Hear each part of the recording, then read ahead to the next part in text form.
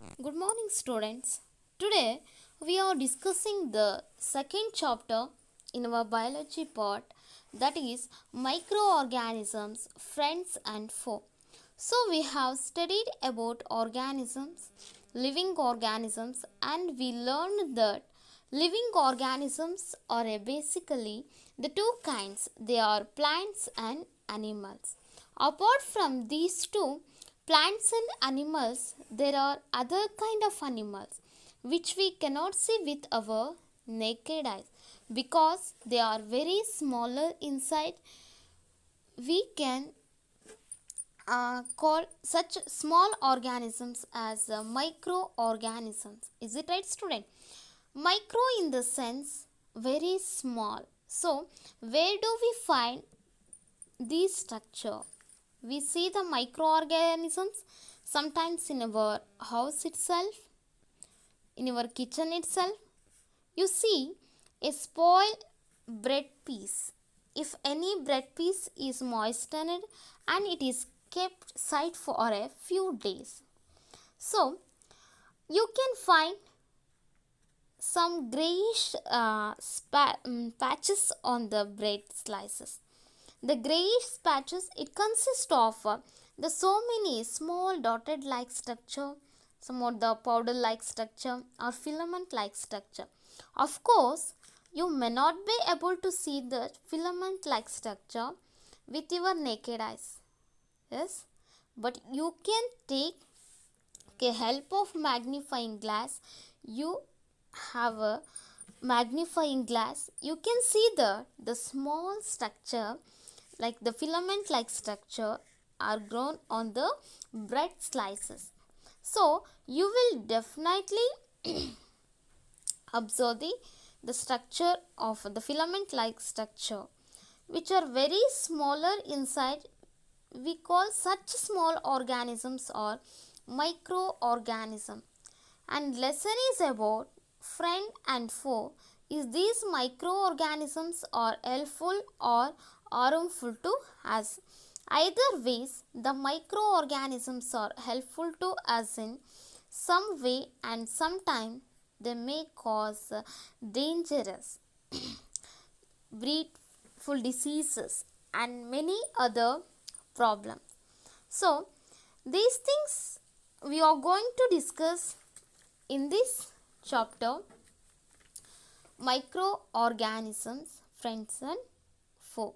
Now let us look at the different categories, the microorganisms.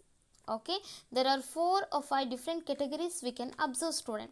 Viruses, bacteria, fungi, protozoans and algae.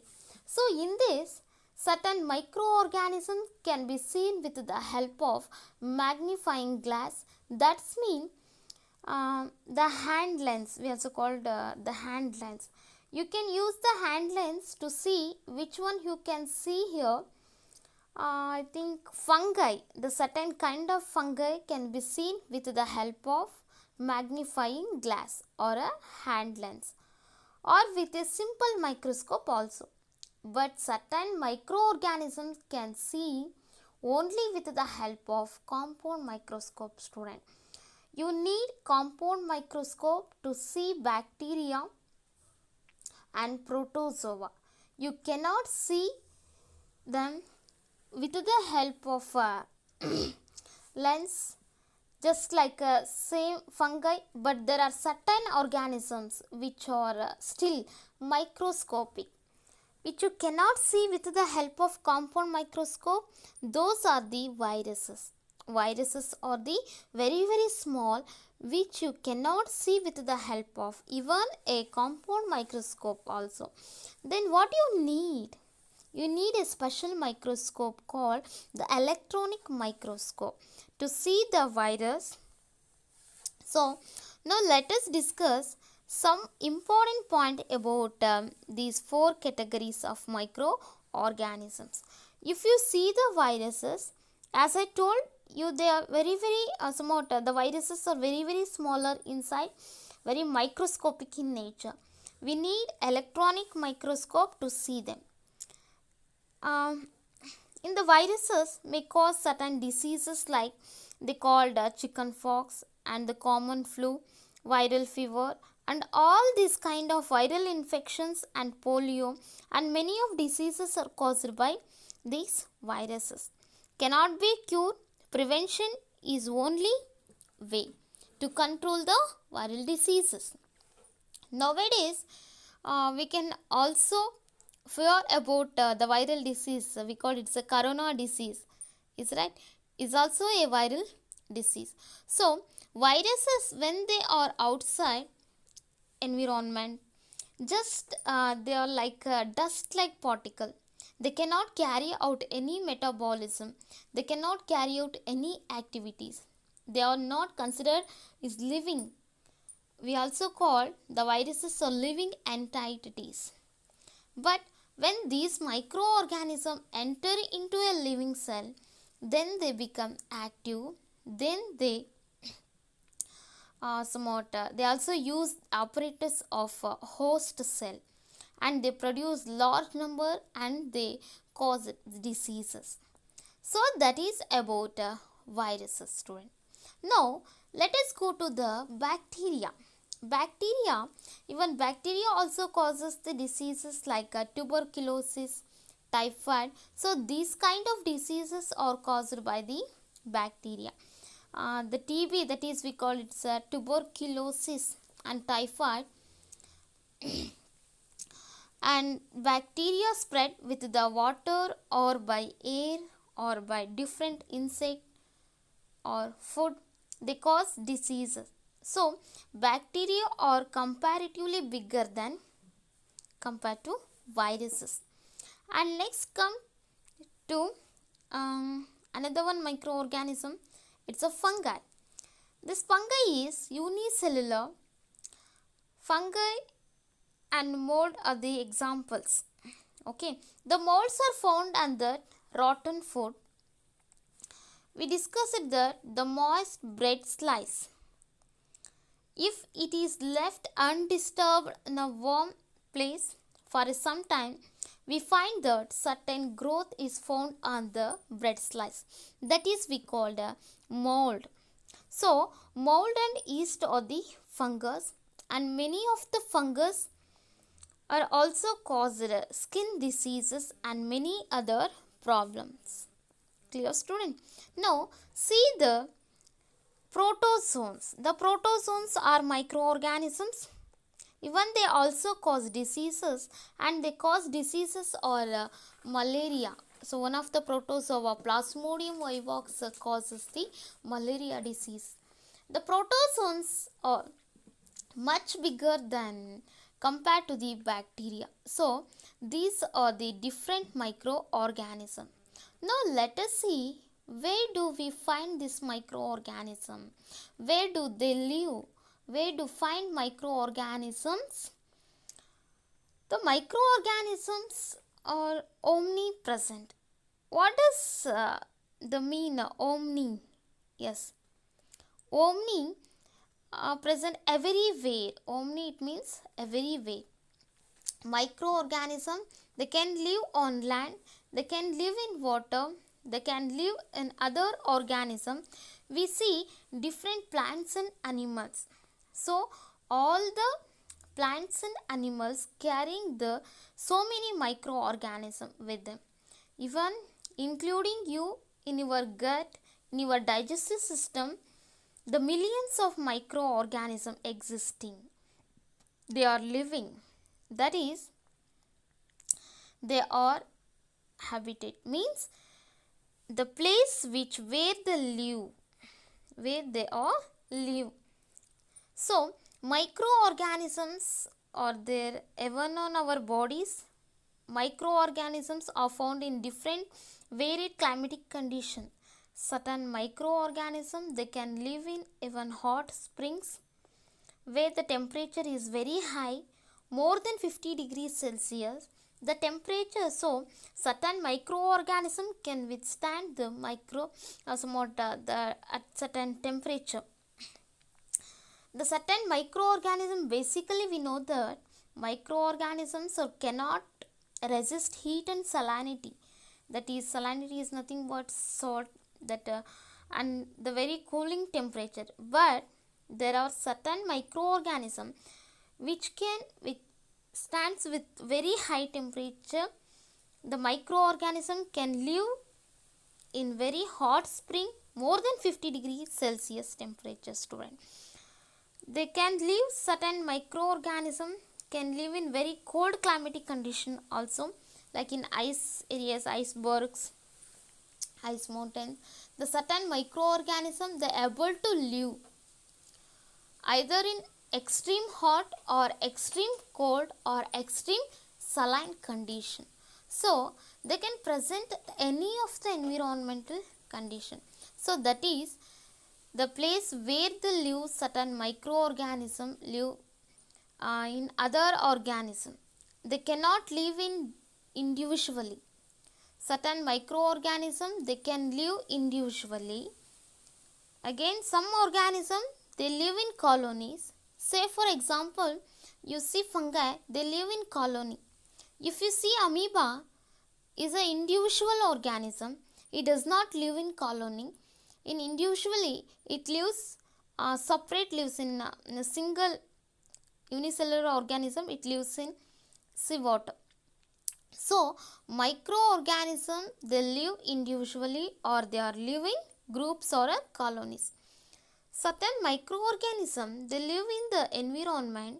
Certain microorganisms, they live only in the other organism, either on the plants, either on the animals, including human beings also. So these are the places where the microorganism can live. Now let us see the microorganism and their relation with us. So here we maintaining the friendly relation as well as the certain having with certain microorganism. So when we discussing about diseases, especially infectious diseases, these caused by the microorganism. Diseases like typhoid, cholera, tuberculosis, malaria, polio, chickenpox, AIDS. So these kind of diseases are caused by the microorganism, and some of the diseases do not cure and leads to the death. And on the other side, there are certain organisms which help us a lot. They take part in a development, they take part in a progress, they serve so many things for our daily need, for our daily requirements. Even starting from our kitchen, in the processing of food, these microorganisms help us a lot, students. You know, we use curd in our daily food, especially the curd are used in different kind of dishes, and curd about is taken as a buttermilk and curd is taken with rice. So such kind of curd is prepared in our house with the help of microorganism. So you might be knowing that the procedure how curd is formed, how curd is made at the home. So that is done by warm milk and add the little sample of curd which contain the bacteria. We call it the lactobacillus bacteria. The sample of curd already contains the lactobacillus bacteria. So we are adding bacteria to the warm milk and it is covered, kept for some time. That is taken 4 or 5 hours. We can left. So the milk is turned to curd. So this how microorganisms help in preparing the curd. So this is about microorganisms are friendly. Even in our house, different kinds of breakfast are made, like idli, dosa. While making the idli and dosa, the batter is prepared. So in this batter, naturally certain yeast will grow. So this yeast make the batter is little sour, which gives the sour and sweet taste to the batter, and it also makes the batter fluffy. So you find small bubbles coming out of the batter, the air bubble. So these air bubbles are created by this yeast. Yeast is also used in making bread, making in cakes. So the bread, if you see, somewhat it appears like a sponge. Is it right, student? It contains the small air pockets. So how these pockets are formed? These pockets are formed by the carbon dioxide gas is released by the yeast, which is mixed the batter of the bread while preparing the bread, and mixed with the batter and add some yeast to that. So this yeast, it makes the batter fluffy and spongy. So you get this spongy texture. So it too somewhat very soft, that is brought off by the yeast. So this way, right from the kitchen, begin with the kitchen, they help us in so many ways. Microorganism, they decompose, the dead and decaying organic matter, the dead bodies of plants and animals. If there are no microorganism, the whole planet will be filled with all dead bodies. Think it, students. There's so many, the different kinds of microorganism, they decayed the dead bodies and they help to fixing the dead bodies into soil. Then they also gives the fertility, improves the fertility of the soil also. We already learnt in our previous chapter. The plants shed their leaves, wood it can rotten and mix up with the soil. It all decomposition process is done by the microorganism. So the microorganism, they help in cleaning the environment, they help in removing all the dead decaying, the mixing with the soil. At the same time, somewhat this process improving the fertility of the soil also. So these are the general uses.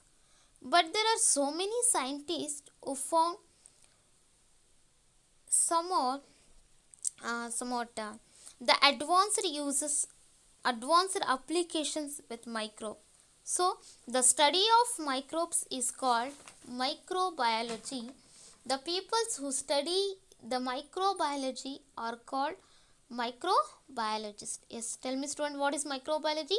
The study of microbes, we call it is a microbiology. The people who study microbiology are called microbiologists. So in 1900, so many microbiologists, they start using the microorganism for commercial production of different things. So now let us see the commercial use of microorganisms. I told you that the commercial use means somewhat the production of certain products in a large scale for sale throughout the world. So that the commercial production, so what are those production that can be manufactured with the help of microorganism? Here the most important one is alcohol and another one is acetone. In general terms we call it is a vinegar, and the third one is a wine. So these three are produced with the help of microorganism. So alcohol is used in different purposes. Alcohol is used in chemistry laboratory to conduct experiments, and alcohol is used in industry. It is used as a solvent of so many chemicals. Certain chemical does not dissolve in water, they are dissolved in